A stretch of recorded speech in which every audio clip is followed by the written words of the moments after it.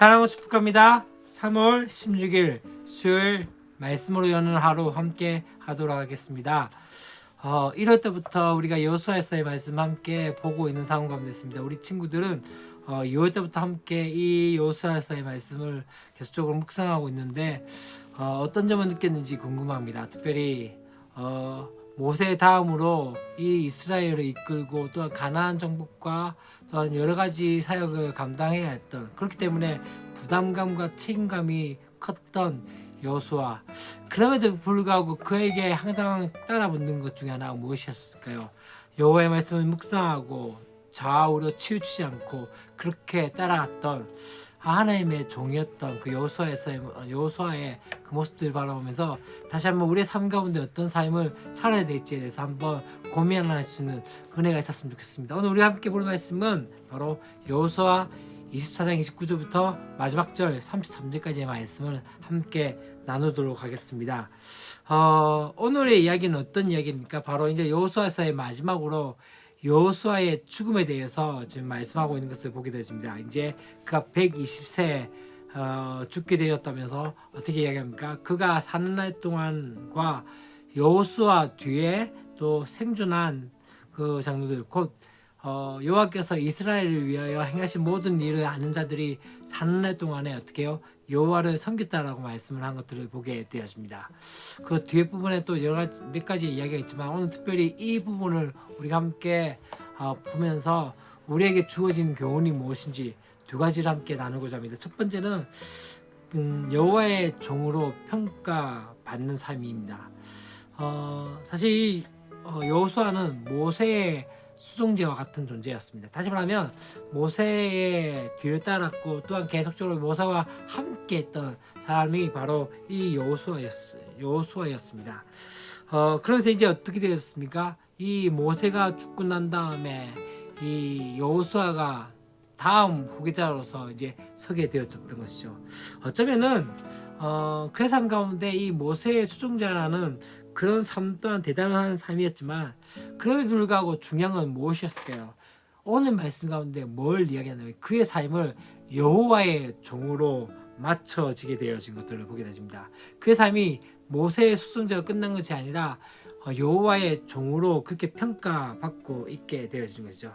사실 이 여호수아는 모세 뒤에 지도자로서 서야 했기 때문에 부담감이 컸었을 것입니다. 바로 앞에 전임으로 했던 그 사역자, 바로 모세가 큰 거목과 같은 존재였는데 어찌 부담이 되지 않았을까요?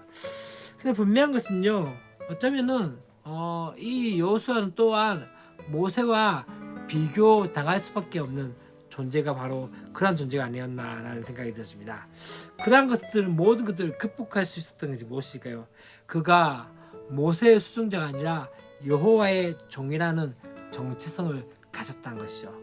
곧 자신은 하나님의 종이고 또한 하나님께서 자신을 여기에 보내셨고 하나님께서 이 일을 맡기셨다는 것에 대해서 확신하며, 그렇기 때문에 자신은 하나님께 속한 자로서 그 자부심과 사명감을 가지고 있었던 것을 보게 되어집니다.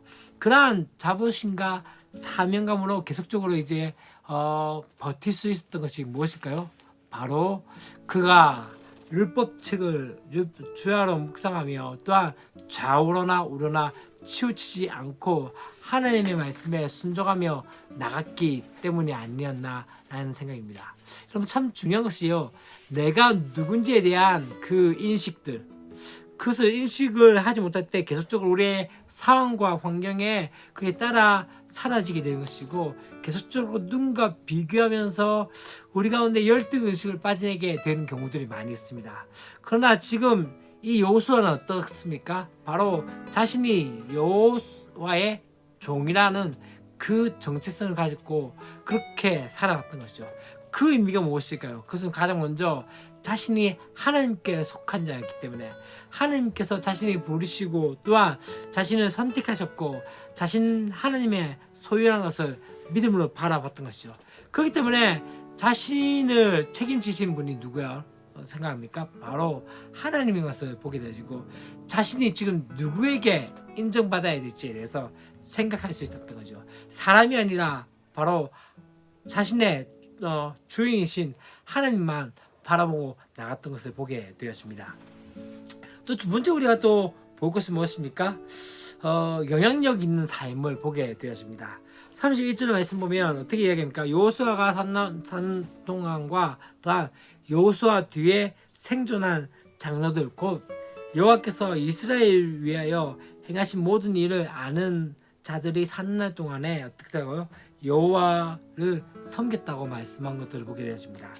근데 이 말씀은 또 뒤에 보면 사사기에서도 동일하게 첫 부분에서 나타나는 것을 보게 되었습니다. 단순히 여호수아의 저자만 그렇게 이야기한 것이 아니라 바로 이제 사사기의 저자 또한 여호수아의 삶을 그렇게 평가하고 있는 것을 보게 되었습니다. 무엇을 말씀하고 있습니까?